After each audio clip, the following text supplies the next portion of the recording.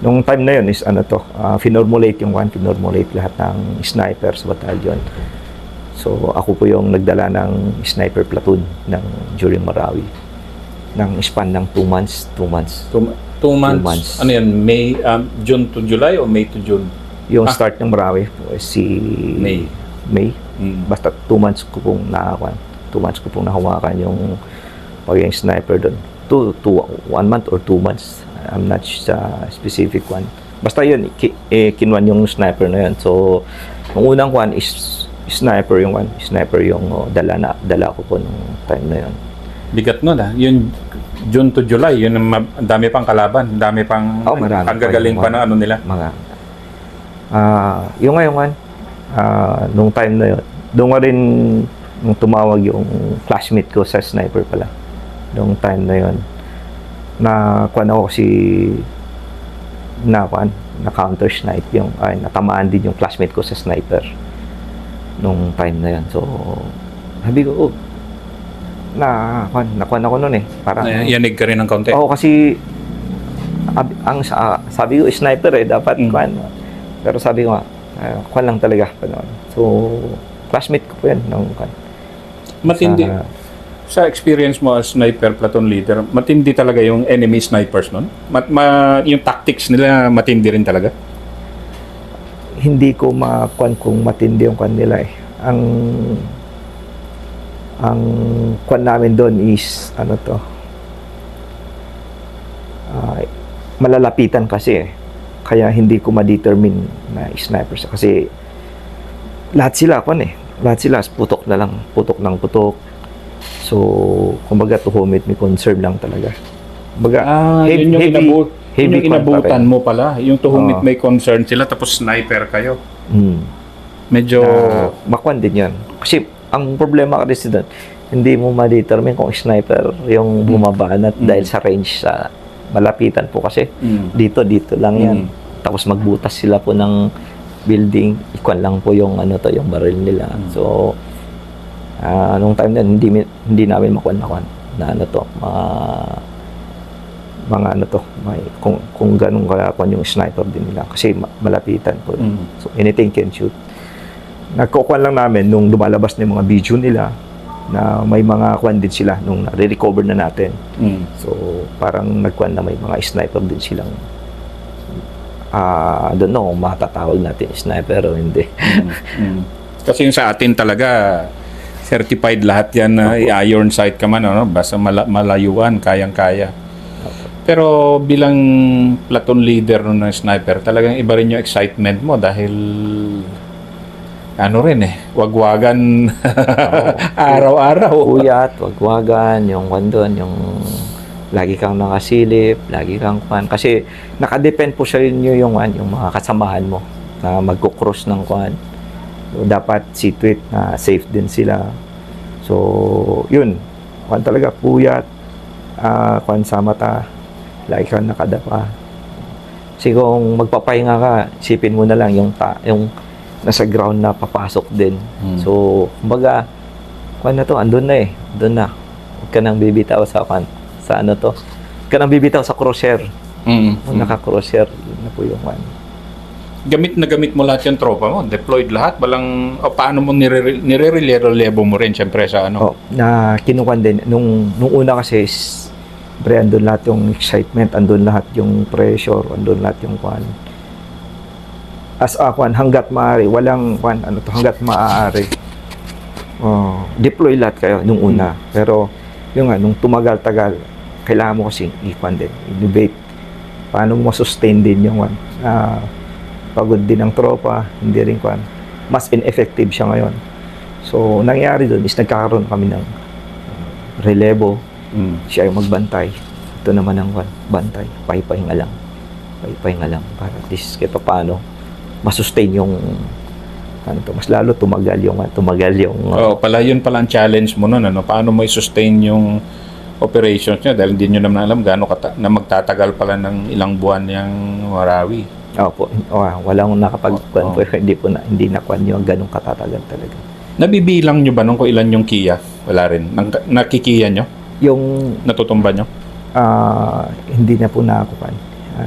basta morono, basta pagka kwan, cleared or hit na po yan. Na nare-record na, hindi ko na makakwan kung ilan yung nakwan ng kwan natin. Ng, kwan. Basta yung focus kasi, yung time kasi yung focus, kwan importante magkwan mo, mai-perform mo yung trabaho mo na sa Scout Sniper. Mabantayan mo, nabigyan mo sila ng overwatch, overkwan. Yun lagi.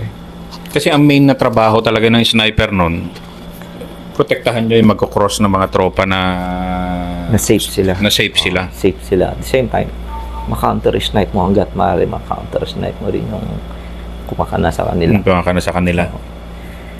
Very challenging talaga. Yun ang nandun yung mapan talaga doon. Kasi hindi ka pwedeng, kung doon yung pwesto mo, doon ka na, hindi ka na pwedeng magpukan ulit, pupunta sa kwan. Lipat-lipat ka man, pero yun lang, hanggang doon ka lang sa kwan, hindi ka na makapagkwan. Pero yung ibang-iba talaga yung Marawi tsaka Zamboanga kasi Marawi, ilang stories karamihan yung bahay.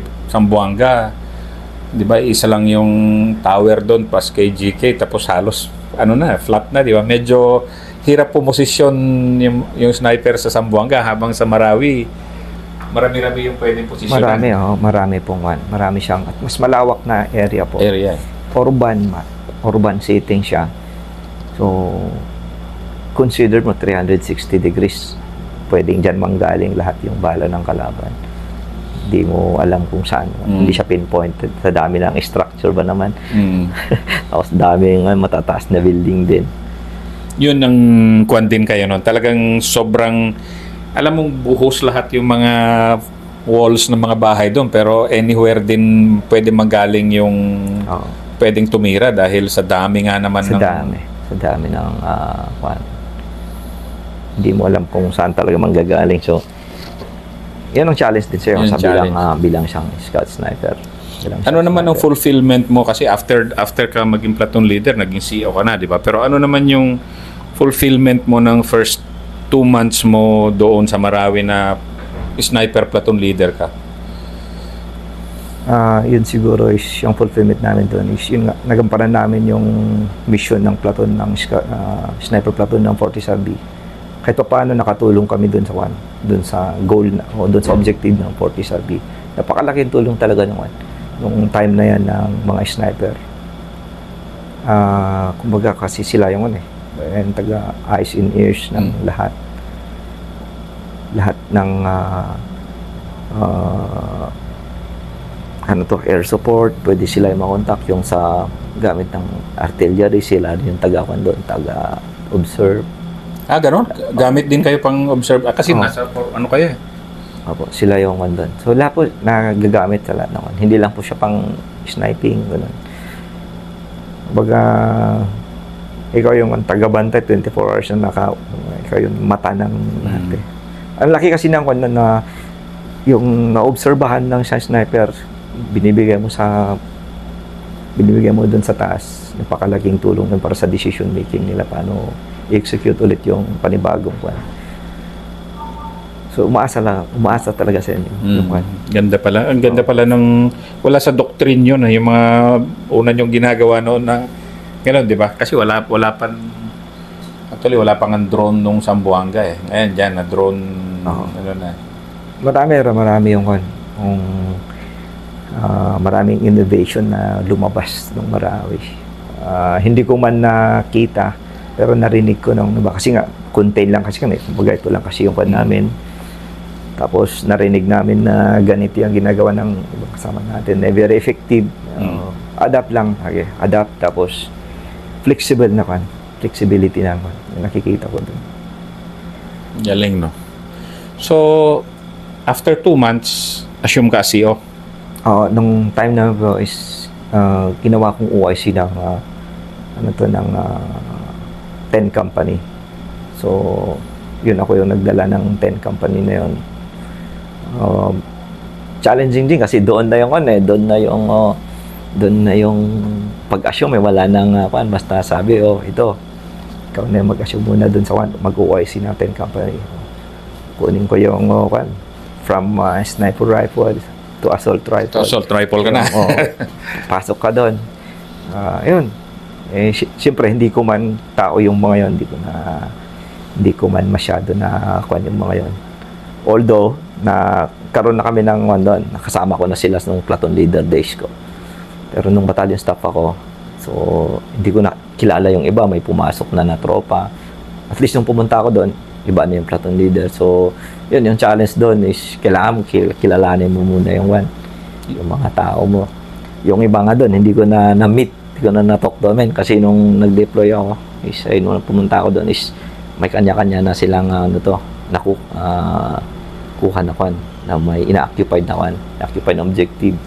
Namatay na nun patay na nun si Romel Sandoval. Hindi pa po.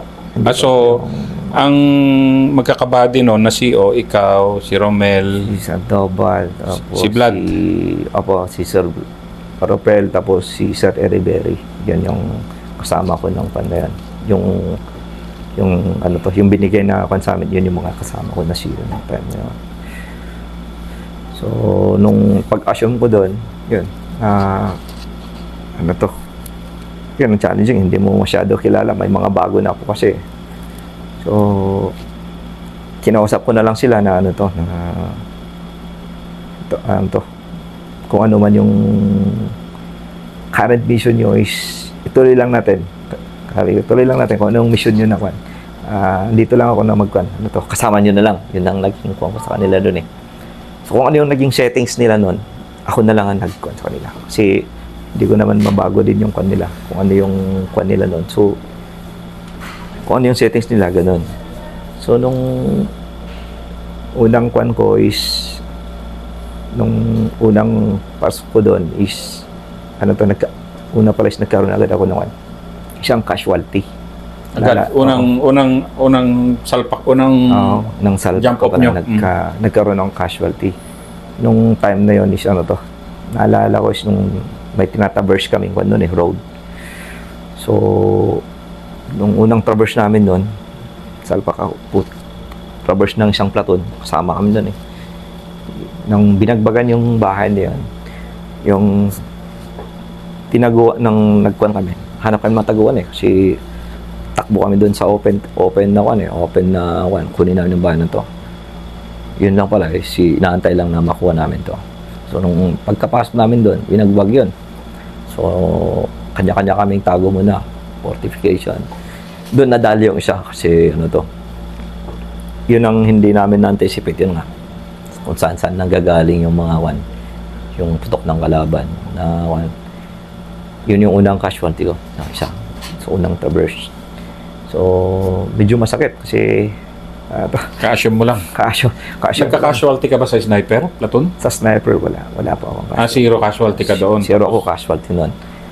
May kuha kami noon. Kasi may casualty noon pero wala pa kami noon kasi hindi kompleto pa yung hindi pa kompleto yung 40 Sarbi noon. Pero may casualty na noon. Nung nakompleto na, tsaka namin binuulit yung so nung after ng unang casualty ko, medyo masakit kasi unang casualty ko to sa kwan. Ba't masakit? So, iba hindi mo naman sir, kasi parang pangalawa, mula nung nag-PL kasi ako, pangalawa na yun na casualty ko. Yung una is yung sa Basilan, nung ako yung nagdadala. Tapos yun, sa Marawi, yung yung isa. Ngayon, pero kailangan ko hindi mo pwedeng pakita sa tropa na pinanghihinaan ka din ng loob. Mas lalong hihina yung loob ng tropa. So, continue pa rin yung yung yung may isa pa akong before matapos yung paging OIC ko dun sa Marawi. May isa pa din akong casualty. Ito yung pangatlo na yan. Yun yung hindi ko rin matanggap kasi ang nangyari doon, platoon sergeant na yan. Kumbaga, alam mo yun, yung ini-expect mo na hindi mangyayari sa tropa mo kasi iba yung tasking niya eh. Kumbaga, may kanya-kanya kaming tasking eh. Nangyari. Paano ba tasking mo nun? Ang tasking namin doon, ginagawa namin doon is every time na may objective, po-forward kami niyan. Yung pinaka-forward na tropa namin, andun kami lahat eh. So, yung ginagawa ko niyan, nagkukuha ko bumubuo ako ng isang team doon na ang nagli-lead noon, yung platoon sergeant namin. Ang trabaho lang noon is at least nasa gitna. Para kung may casualty kami, mas mabilis niya may pull out yung namin. Kung may kailangan kami sa loob, paalaman o mas mabilis niya rin makuha doon sa pinakalikod namin para madala sa amin. So nung may objective kami noon na isang bahay yung bahay na yan. Nung una kasi inakyat ng tropa yun narinig niya na may tao sa baba. So, sabi niya may tao. So hindi namin agad nakuha.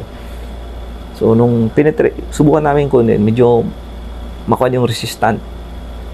Only to find out din, yung likod pala nila, marami pa sila doon. So, nung na-wounded pa yung team, may na-wounded sa paa. So, tinawagan ko yung platoon sergeant. Kailangan na i-evac ito. So, palit ulit ng isang team. Palit sila. In-evac ni na platoon sergeant to. Platoon sergeant namin. Kasi yun ang tasking niya yun din kasi yung bubuhay sa amin bubuhay sa mga kailangan namin. So yun. So maganda yung nagiging hanggang to the point na makukuha na namin yun. Yung kalaban, hindi namin na-anticipate na nung alam na nilang makukuha yun. Pakawala sila ng maraming tubo.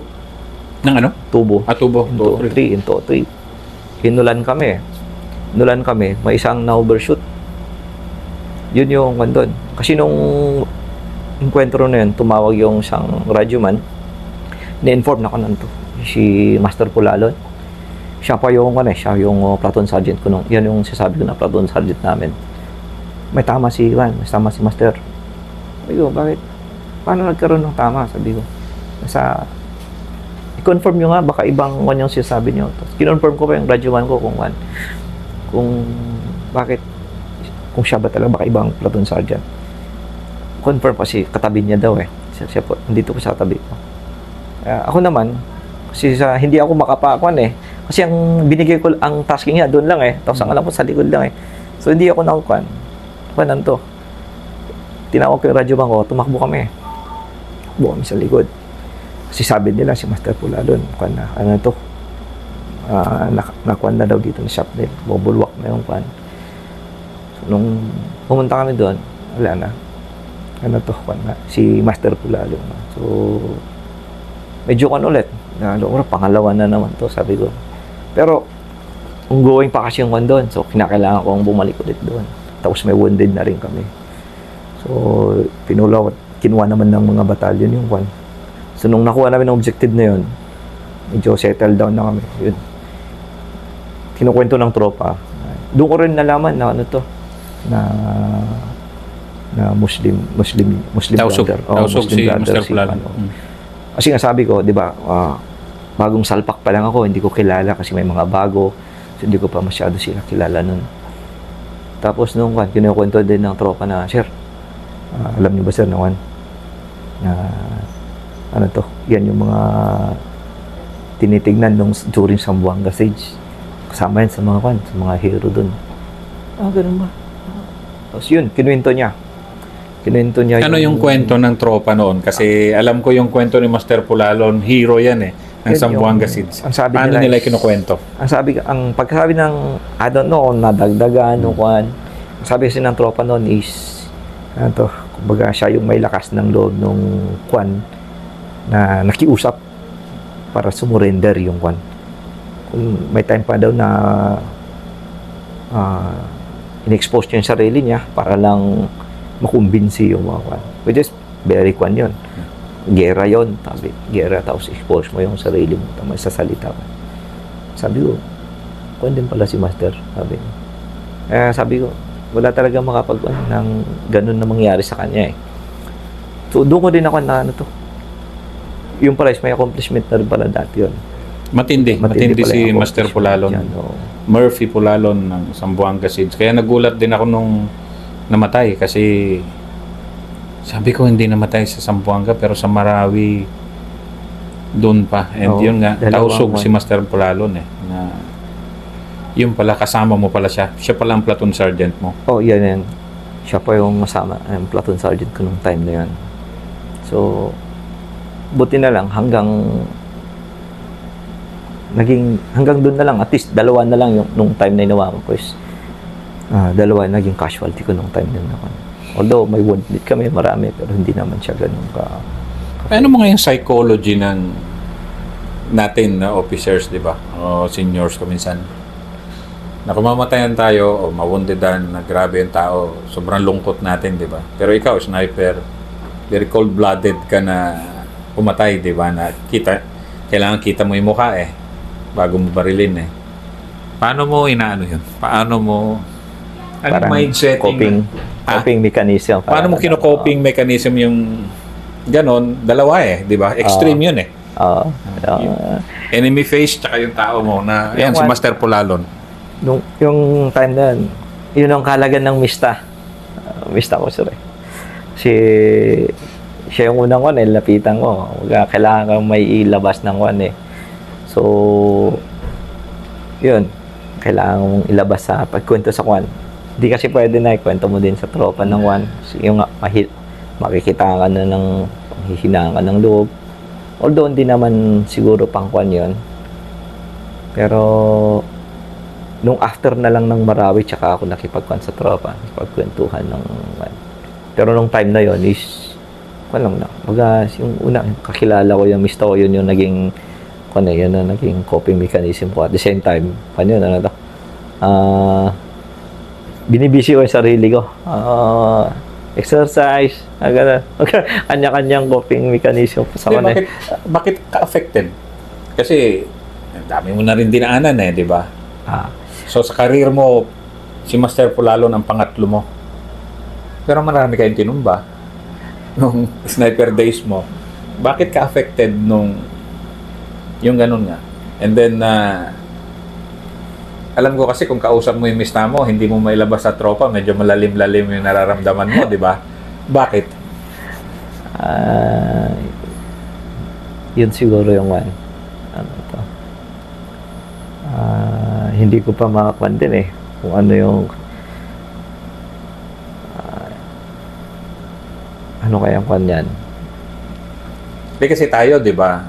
CEO, battle hardened Di ba tayo? Battle hardened. Ikaw, di mo masagot. Ako, siguro kung ako rin tanawin, di rin ako masagot. Pero nung natapos din nung 2000 noon, tigil ka rin Di ba? Titigil ka, tapos tingin din sa taas Tapos, talagang, una, pasalamat ka, buhay ka. Pangalawa, parang, tindi. Di ba? Yan siguro yung sir. Ano to? Yan yung naging epekto ng mga dinanas na training. Yun yung nakikita ko doon. Yung mga training na pinagdaanan mo. Tapos yung mga yung mga finifeed ng upper class sa'yo naman. Mga tawag nilang wisdom. Wisdom na tinuturo sa'yo. Yun yung alam ko na Yun ang alam ko na naging sandalan ko. Tsaka yung training yan. Napakalaga yung training talaga. Malaking tulong na yan. Training.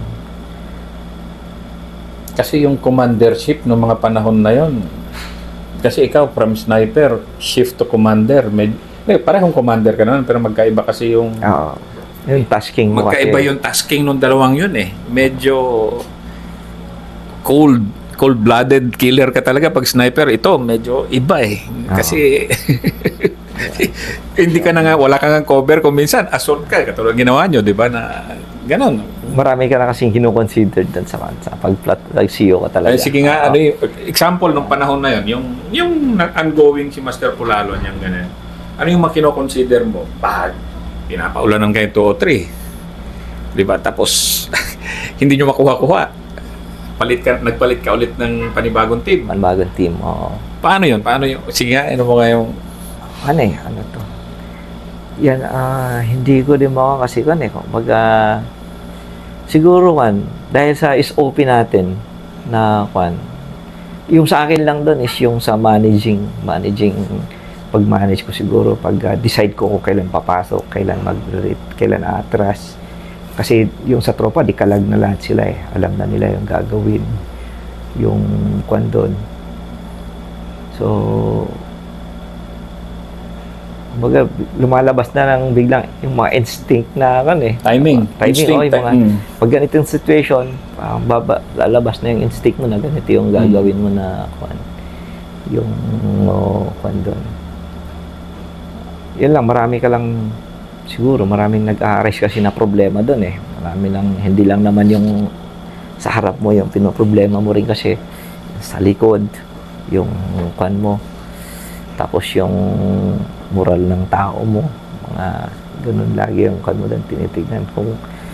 Kasi nakita ko pa naman, walang nawalan ng moral doon. Puro, ano to. Go lahat. Go lahat yung nung time na yon, yung tropa. Pero na-affect ba sila nung namatay si Master Pulalon? Kasi respetado talaga yan. Ayun. Na ano. Medyo yun lang talaga naman. Makikita mo nga sabi ko kanina eh, na kita mo na nga na low moral yung set ng na yun. Kaya ang ginawa pala doon is yung buong platoon palit para ko naman. Yung bagong set naman na may platoon salpak ulit. Kasi yung nga naging kasamaan nila doon, tapos binabanggit nila na kilalang kilala ni si Master Pulalon. So, bakit naman sila pa yung mag-continue ng kwan? Ni-rotate na lang namin sila para hindi naman sila lumoral. Tapos, on my part, yung nga, hindi ko pwedeng ipakita na to. Kunwari, hindi ako affected, pero deep inside, kahit pa paano, tao ka pa rin eh, na doon pa rin yung kwan mo. Platoon Sergeant mo ba? Dandanin yung kwan mo na tao. Yung time kasi na yun is, hindi na siya tapos eh. Kung tapos na sana yun is, baka pati ako is maapektuhan din. Kaso ongoing pa kasi, hindi mo alam kung kailan matatapos. So kung magpapapekto na ako nun, baka pati yung decision making or something. Kumbaga, kailangan kong gumamit mo na ng maskara na ito. Pero sa likod ng maskara na yun, kahit pa paano, tao pa rin tayo na tao mo yun eh.